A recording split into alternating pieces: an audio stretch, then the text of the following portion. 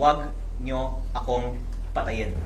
Dahil kung papatayin nyo ako, lalabas ang buong katotohanan ng mga ginawa ninyo sa DPWH. There are really threats to me right now. Dahil baka noon hindi alam ng iba ang ibang hawak ko maliban sa Cabral Files. Ang lumabas na sa media ay tip of the iceberg ko lamang.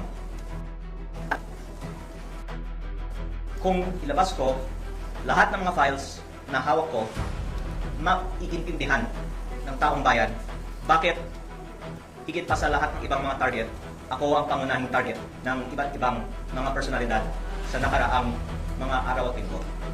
At the more na inaatake ako, the more na nakikita ng taong bayan na tila may dahilan na nais ng iba na patahimikin ako.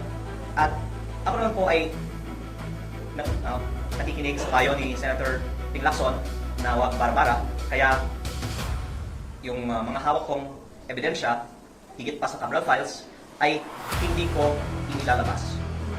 Pero ang taong bayan na mismo pwedeng makikita na tila may dahilan na napakaraming mga personalidad ay umaatake sa akin. Kung ako naman po ay walang hawak na damaging evidence, siguro marami naman pong ibang atakihin nila na lang. O maraming ibang mga talakayin nila na lang.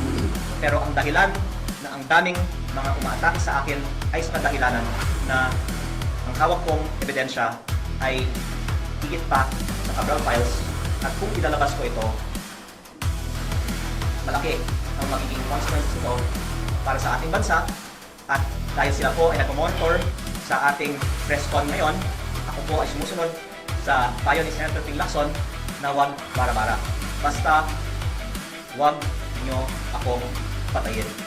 Dahil kung papatayin nyo ako, lalabas ang buong katotohanan ng mga ginawa ninyo sa DPWH.